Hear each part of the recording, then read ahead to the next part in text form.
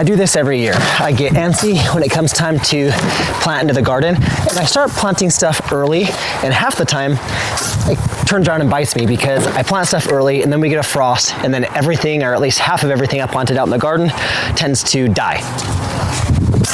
This year, I'm holding off on planting everything in the garden for another couple of weeks, about 2 weeks, because we have some cold weather coming through, but I am extremely antsy and I really want to get something planted besides the cold weather crops that I have. So today I'm planting in a way that's going to allow me to plant early, even though there's going to be a frost and it's not going to kill the plant. I'm going to show you exactly how you can do the same thing. And this is also a great way to go if you have limited space. If you live in an apartment, you live in a small house, small property, small front yard, backyard, whatever it might be, this is a great way to start growing some food. Or if you're experienced with growing, this is a way to start growing earlier in the season like I am today. What I'm starting out with is this is compost, what I just shoveled into here, and I want to mix just some potting soil in with this. And this is nothing special. I think this was a like $10-15 bag from Lowe's. This is nothing fancy, but I'm adding extra nutrition and some extra organic matter just by adding that compost down there. You can honestly just go get some potting soil and use normal potting soil, and that's gonna be just fine. I just like to add some extra organic matter into here, but if you just have a normal bag of soil, skip this step and meet me back here in just a second. Now, something I do every time that I start planting something, especially something where I'm adding new soil like this, like in a pot, container, what I'm planting in today, this is what I'm gonna do. I'm going to mix my soil, and then I wanna give it some moisture. I don't wanna be planting my plant into dry soil. So I've got everything mixed in here. I want to go ahead and give this some moisture, some water. What you're looking for with this is when you're done giving it water, you want to be able to squeeze a handful of this soil and have 2 or 3 drops of water come out. It looks like I'm giving it a lot, but I honestly put too much soil in here to begin with. Let's go ahead and see where that gets us. And if you're using just a normal pre-mixed potting mix, you still want to water that in. A lot of those potting mixes, they do come pre-moistened, but just go ahead and stick your hand in that bag, give a good handful of that a squeeze, and see if any moisture is coming out of it. If it's too dry, pour it into a wheelbarrow or a wagon like this, give it some water until you're at the moisture level that you want to be. All right, so you take a handful here, squeeze it. I've got about 2 drops that came out, which is exactly where I want to be with this mixture right here. I'm going to be giving it some more water once we're done, just to kind of water the plant in. Now let's go ahead and get this plant planted. I'm going to show you what we're planting it in, how we're planting it, and we'll also talk about why this is going to be good for me, because we have a frost coming up in the next few days and I'm planting this today. I'm going to show you how I'm going to get around losing that plant to a frost. What I'm working with today is the Vegogarden self-watering tomato planter. If you want to know more about this, I'm going to put a video down in the description below, as well as the end card of this video, so you can learn more about this. But for this video, we're just going to get this planted. Today we're going to plant this out with a German giant tomato, and one of the main reasons I want to do this is, for one, I'm getting antsy, and for two, my tomatoes are starting to get really root bound, and they're also starting to get some nutrient deficiency. I'm getting some yellowing leaves.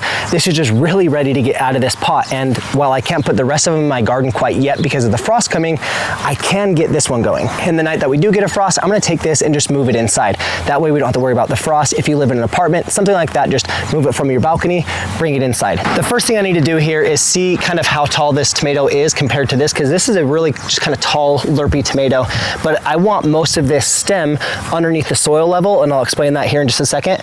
So I want to put probably 3 or 4 inches of soil in here to get started, and then as soon as that's done, we will add some more soil and just make sure that we are burying a lot of that stem. Because what happens with tomatoes here, let me see if I can get in here nice and close. What happens with tomatoes here is you see all these little hairs here on this tomato plant. All of these little hairs are going to turn into roots. So if you plant a tomato all the way up to, let's say, here, so you just have this tiny little plant sticking out the top of the soil, the rest of the plant is going to be growing roots out of the side of the stem. So the deeper you bury this, the better in the long run for the plant. You might feel like you're hindering the plant because you're taking it from this big tall plant down to this tiny little stub of a plant, but what you're actually doing is you are giving this the best possible chance at life for the rest of the season, because you're going to be giving it more roots to be soaking up all the nutrition, all the water, and really give you the foundation you need for a healthy tomato plant. Now, I love container gardening, and my background kind of comes from small space gardening, gardening in a basement, gardening in a closet, gardening in an apartment. So anytime I can get my hands on something like this, where it's going to give me the ability to add water into it, I think the self-watering,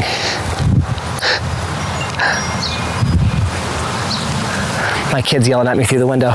I think the self-watering capability of this is really what sold me on it, because I go on a lot of, you know, vacations up camping into the mountains and stuff, and there's a lot of times when I try to do container gardening that I will water the containers before I leave, and then by the time I come back, those containers are bone dry, the plants are drooping, they're almost dead. And with this, I'm not going to run into that issue because I can water the plant, and then I can go through, fill it with water, and then as soon as that soil starts to dry out, it's going to start soaking up more water from the reservoir below. That looks about right to me. So what I want to do now is I want to take this tomato out of the little container here. It's getting a little bit windy out here, sorry. But I do want to just kind of rough up those roots just a little bit, so that way they're not, sometimes if you have a plant in a container like that and the roots kind of start to spiral around, if you don't break it up a little bit, the roots are going to just continue to spiral around what used to be that container. So if you kind of break them up a little bit, redirect those roots, they're going to grow elsewhere instead of just kind of in a spiral. So what I'm doing is I'm just putting this right here in the bottom there. And now let's fill the rest of this with soil. So I'm gonna be filling all the way up to the top. So that plant is gonna go from a nice big 18-inch tall plant down to about a 16-inch plant, but that's totally okay. But before I add anything else, there's one more thing I wanna do at this point. I know that this plant is a little bit nutrient deficient. I know that this plant is gonna need a little bit of a kickstart, so I'm gonna add some bone meal. This is just some more stuff that I just got from Lowe's. You can get this exact bone meal at pretty much any store that sells anything that has to do with a garden. So down by the root level, you want to just grab a little handful of this and sprinkle it all around there, all around the roots, that whole area. And then I'm gonna take a handful of this organic garden tone. Both of these are organic fertilizers, so you can't really overdo it. You definitely don't want to try to overdo it, but just throw a little bit of a handful in there. It's not something that you have to worry about burning the plant, and this is going to feed it over time, especially since we're putting it down there by the roots. So just a little bit of that, handful of each, not too much. Now I'm going to push down just a little bit on this soil, but I don't want to compress it too much. I compressed it probably 1/8 of an inch. It wasn't that crazy. I don't want to drown out and kind of get rid of all the little air gaps in there. I don't want to have any big air gaps in there to where when I water it, everything's just going to kind of settle. I want to pre-settle everything right now.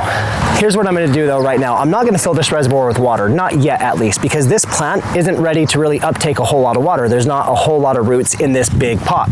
So what I'm gonna do is I'm just gonna water in this a little bit because we already pre-moistened the soil, but I am gonna water it in just a little bit. Now I wanna just kind of go through and equally put this along the whole top. And this is gonna allow things to really settle in. I already kind of pre-settled it, but this is gonna really allow everything to kind of sit nicely. What I like to do when I water is I give it the initial water and then I let it sit for a minute, because a lot of times if the top of your soil is even the slightest bit dry, you will put water on it and the water is just gonna kind of float there and you're gonna think that you watered your plant really well. But if you sit for just 2 minutes, that water is gonna sink down and then that top of the soil isn't gonna be as hydrophobic as it was. So after it sinks down, after everything settles in, then come back with some more water, really water it in, and that water is gonna absorb much quicker after that initial watering that gets rid of that hydrophobia. I'm gonna call it hydrophobia. Let me know in the comments if I'm wrong about that. That's what I'm calling it. Now all that water has settled in, so I'm gonna go ahead and give it one more little water here and really saturate everything. Okay, there we go. That water is gonna sink all the way down to the bottom, water the whole plant, and we're good to go there. But we aren't done quite yet. There's one more thing we need to do. Since that plant was root bound and the plant thought that its life cycle was beginning to get over, it started producing flowers so it could produce fruit, so it could get seeds. And that's just kind of what happens when you have plants that get root bound. They want to finish out their life cycle. But now that we have this in a bigger pot, we don't want this to finish its life cycle. We want this to grow bigger before it grows fruit. So what I need to do is I need to tell the plant like, hey, no, you're not done yet. You need to grow some more. And the way that you do that is you come in here and you cut off the flowers. So this is one little flowering, let me see if I can get this. So this is one little flower here, and I'm gonna cut that off. And there's a couple more on here, not very many, but there are a couple more where it was just really trying to flower on me. We wanted to make sure that we got those flowers off so it continues to grow. Now, if I were to have this on cement or a patio or anything like that, this would have rolled over here just fine, but I don't. I have this in dirt, and this is going in my front garden, which is a total mess right now, don't judge me. So I had to lift it up, but it does have wheels on the bottom, so you can just kind of wheel it around. I might end up putting it out on the outskirts of my garden, so that way I can move it around, but for now, this is where it's going. It's gonna get plenty of sun right here. It is kind of lopsided, so I need to just kind of grab some dirt here and push it under and just see if I can. This has definitely become my do whatever we want garden. This is my wife's garden, and she is very less meticulous than I am about her garden. So with this, I can just kind of throw things in here willy-nilly, however I want. By the time this German giant tomato is grown, this is gonna take over this entire trellis. It's gonna be completely taking it over. It's gonna be sprawling out all over the place, and it's gonna give me really big, nice tomatoes. And I'm really excited to show you how that turns out and how this progresses throughout the season.